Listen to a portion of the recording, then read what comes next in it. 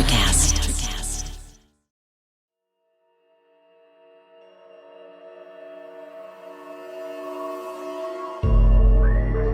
Last week on Ghost Hampton, Berto's girlfriend, the gorgeous and dangerous Chantal, appears at his office where he is snorting his own coke for sale. She threatens him every dollar goes to a new house she wants. Noah calls Lyle. He has proof Old Vic was once owned by a slave runner. The TV shoot begins and Lyle is flanked by Angry Silk and a new terror, Haitian Mambo, Iko.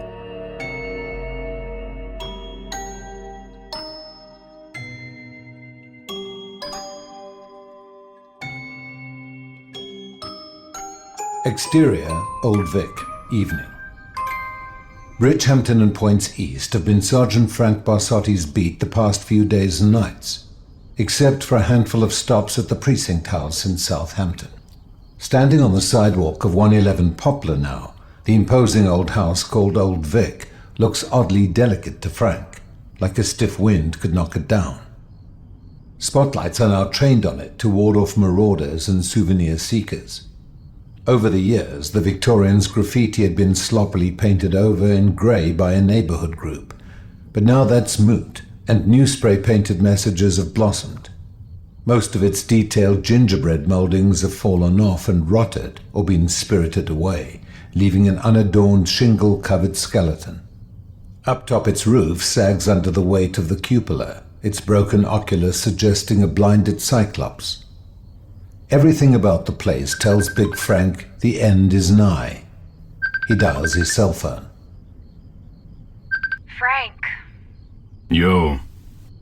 How's the drugs and hose business tonight? Well, the two guys who gave me the finger last time sped off on a new errand about 3 hours ago. Mr. Clean and Trini Lopez? I imagine their parents gave them real names, Frank, but yes, them. And by the way, they use the same old limo. It has a tail light out. I hope that attracts the attention of law enforcement. Did you call it in? Of course, but I got Swanson. Sorry. Did he burp or fart over the phone? No, I kept it brief and by the book. So I popped in the precinct house earlier. Swanson was away from his post, making noises in the men's room stall. Nothing gets by you. His desk in reception has lots of Diet Coke cans and empty corn chip bags. And magazines. Women bodybuilders. Ew. I went into the back room with the archival files and documents, police action and such over the years, and located an old wooden file cabinet from the 1880s. Oh? Considering refinishing it? I looked hard. Lots of documents from the period, deeds, township contracts, news clippings involving police action. Not a single scrap relating to Old Vic. Looking up documentation on a house that will be bulldozed tomorrow for a man who is no longer my father is a total waste, Frank. There was something unusual. The letter Q is missing from that file cabinet. Is that a crime? It is if you're anal and devoted to alphabetical order. Frank. Anyway, I'm more interested in Scarface.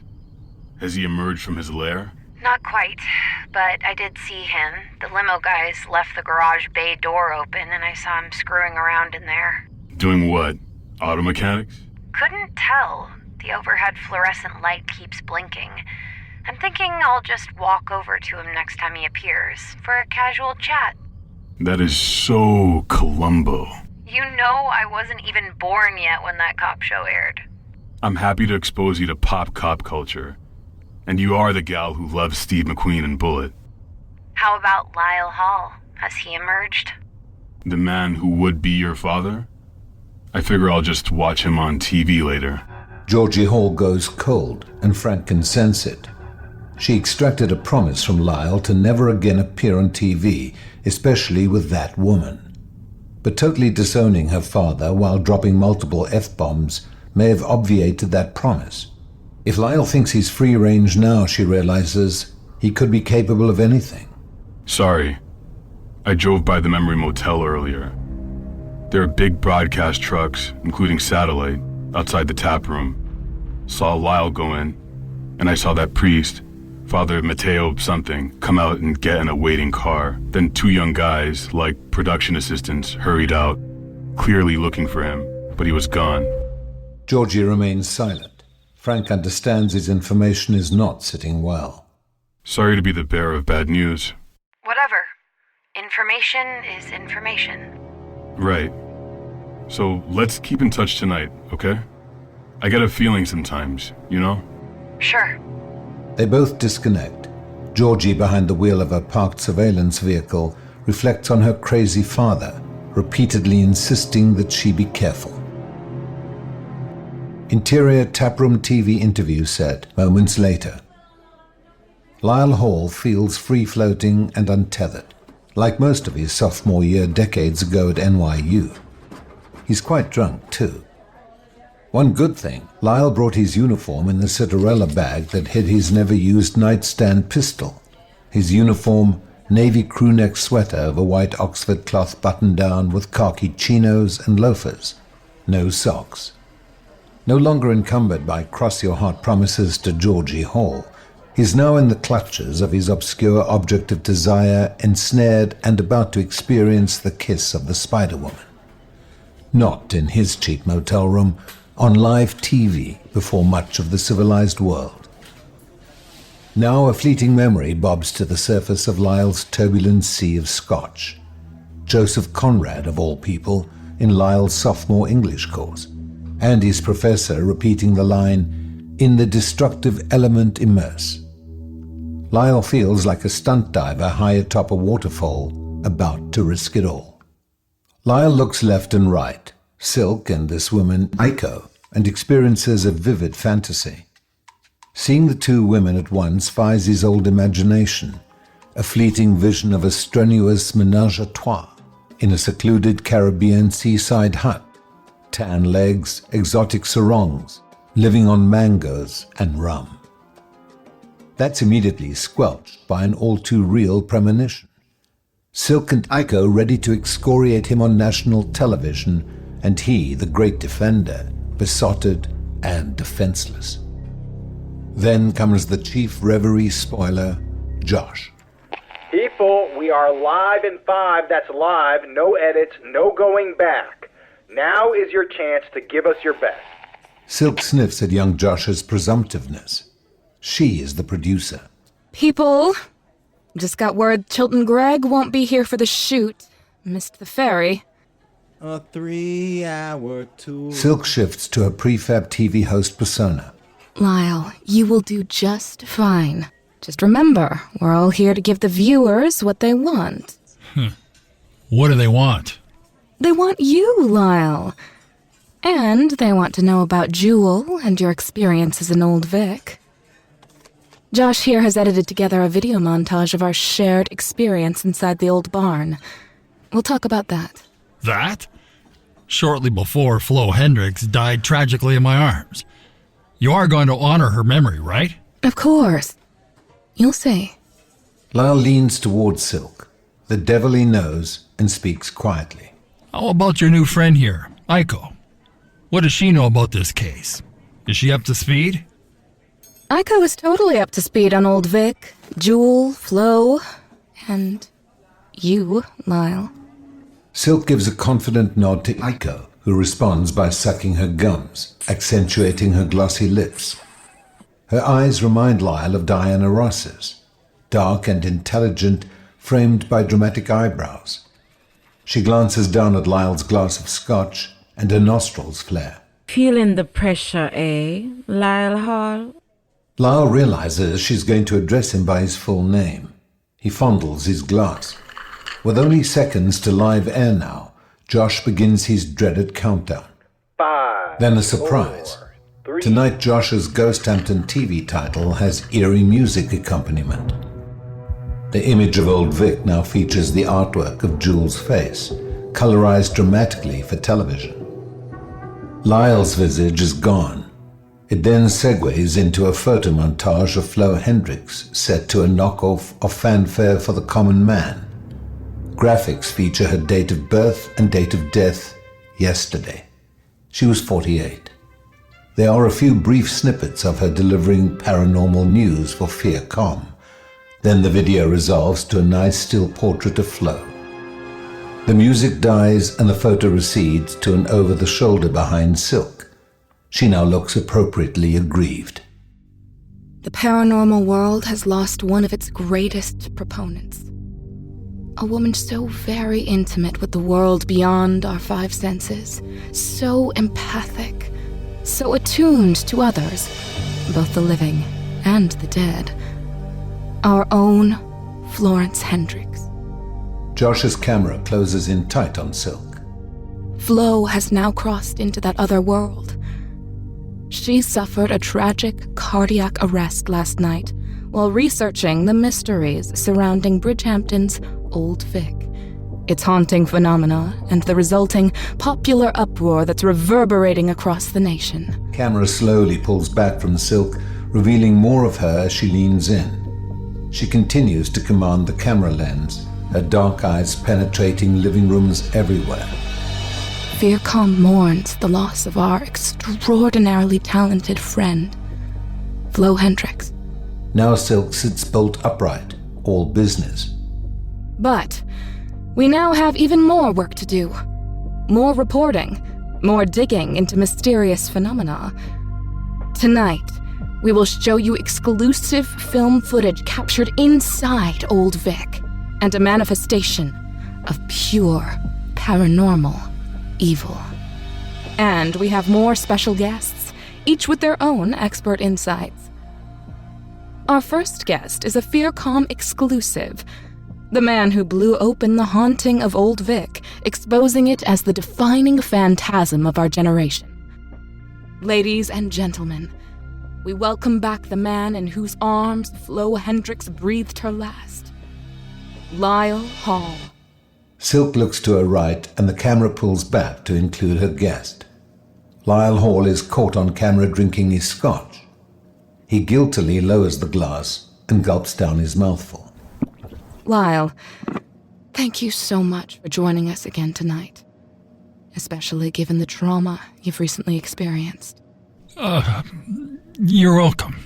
Flo experienced her death on your porch last night. And hers was not the only loss of life. What were the circumstances? Lyle tries to focus his thoughts. Should he try to give good television by playing off Flo's untimely death and into Silk's hands? Well, Flo walked me home. A 48-year-old woman walked you home? Yes, I got thrown out of the local old man's bar. Flo accompanied you. What was your offense? Taking in good air and giving out bad. Silk eyes the camera lens. I imagine there was more to it than that. You walked to your home in local Bridgehampton? Yes, it was toilet papered. Your house was covered with toilet paper? A teenage prank? I guess. But at night it was unsettling to see. I can imagine. Isn't your house across the road from the Bridgehampton Cemetery?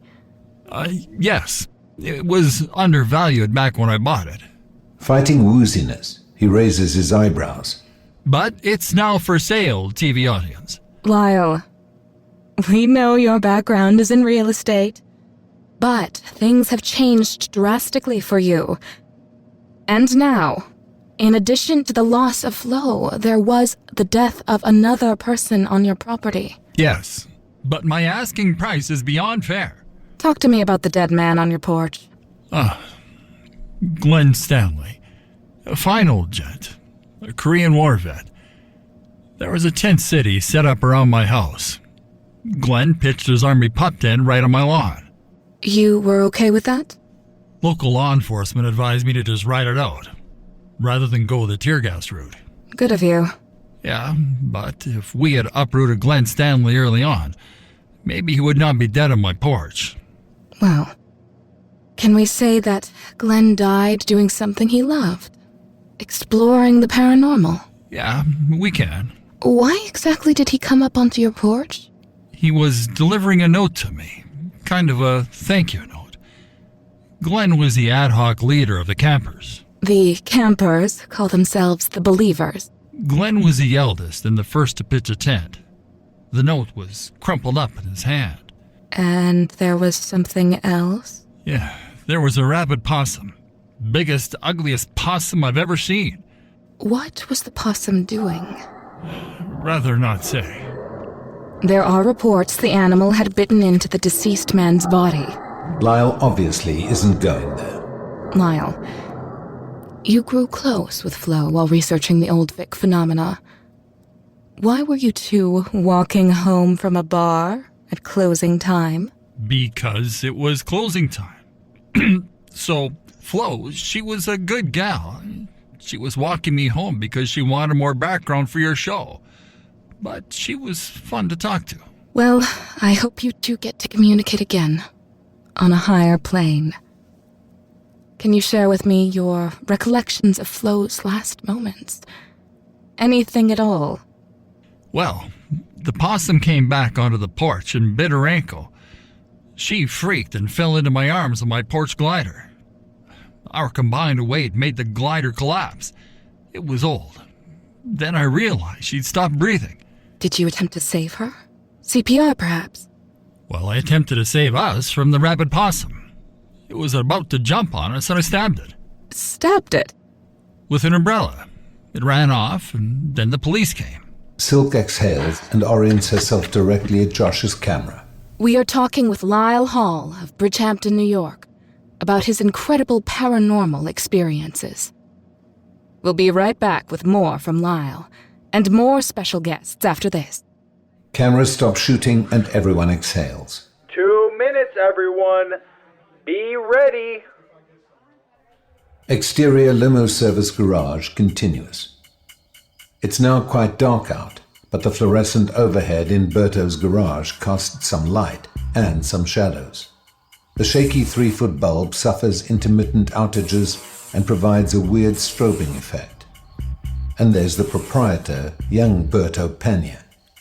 He's been busying himself in the garage providing Detective Georgie Hall with tantalizing glimpses. Berto knows nothing of auto mechanics, but he has been brushing up out of Georgie's line of sight on firing an automatic rifle and snorting more cocaine. In fact, a brand new plan has been inspired courtesy of the white powder. Simply put, take the money and run. Down to Florida with Chantal. There's well over $200,000 in cash that he stashed in the office safe, the result of a long summer's work. When his two drivers return from their run to Manhattan, he'll be close to $300,000. Give the two men $1,000 each and it's goodbye. This is leadership. Chantal doesn't like surprises, but she will like seeing all their cash stacked up on old Sabado's desk. She can pack essentials and, as he drives them to Newark Airport, she can book their flight south to a new life where the dollar goes much farther than in the Hamptons. There's one last detail, Berto's machismo.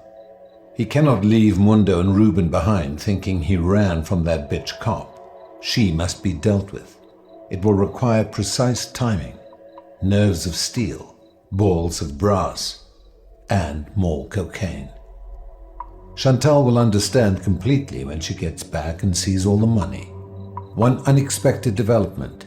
Detective Hall is out of her car and walking right toward him right now. Effed up as he is, Berto can still recognize her body language. Non-confrontational. Let's chat. Berto quickly stows something and steps out into full view. Hi, Berto. It's me again. Yes, I know. It's you. Right. Just wondering, would you have an extra bottle of water around? I'm fresh out. This simple request totally gobsmacks Berto. If he does have water, it's in his office. But if he goes in for it, the bitch cop can snoop around the garage and easily spot the surprise he's hiding.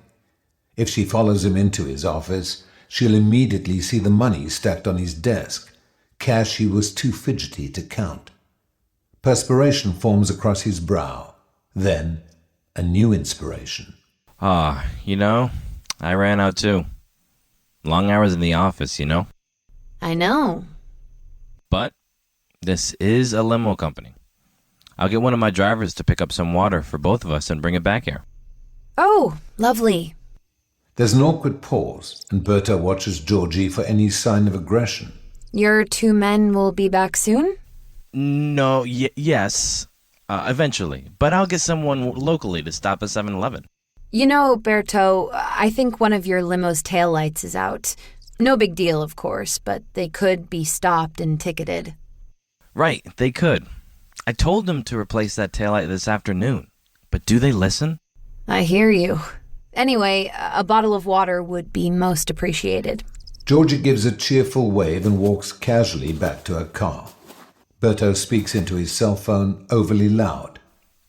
Yeah, no, that's good. So an errand, por favor. When you drop off your last fare, could you pick up some bottled water for me? Yeah? You're the best. Berto puts his phone away and speaks to Georgie as she opens her car door. Got a driver. She'll be here soon with some water. Thanks so much. Georgie slides into her car seat. She dials Big Frank.